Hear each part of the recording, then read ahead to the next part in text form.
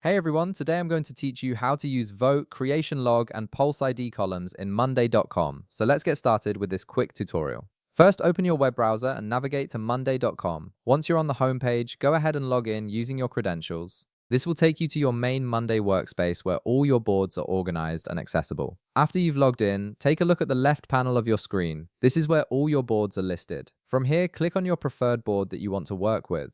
This could be any project board, task tracker, or workflow you've set up. Clicking it will open the board so you can start adding the columns you need. Now, once your board is open, look towards the far right of the column headers. You'll see a plus icon there. Click on this plus icon to add a new column. This is how you'll bring in the vote column first. After clicking the plus icon, you'll notice a search bar at the top of the menu that appears. In this search bar, type vote. As you type, Monday.com will show you relevant column types. From the search results, click on vote. This adds the vote column to your board, allowing team members to cast votes on different items. To test how the vote column works, click inside the vote cell of any item on your board. You'll see your vote get registered immediately.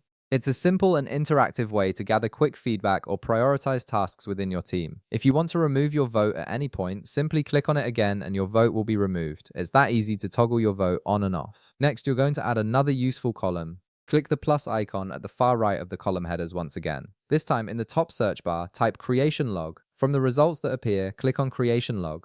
This column automatically tracks when each item was created, which is incredibly helpful for monitoring project timelines and understanding when tasks were added to your board. Once the Creation Log column is added, hover your mouse over any cell in that column. When you do this, you'll see the exact creation time displayed. This gives you precise information about when each item was originally created, down to the specific date and time. Now let's add one more column. Click the plus icon at the far right of the column headers again. In the top search bar, type Item ID and then click on it from the results. The Item ID column assigns a unique identifier to each item on your board.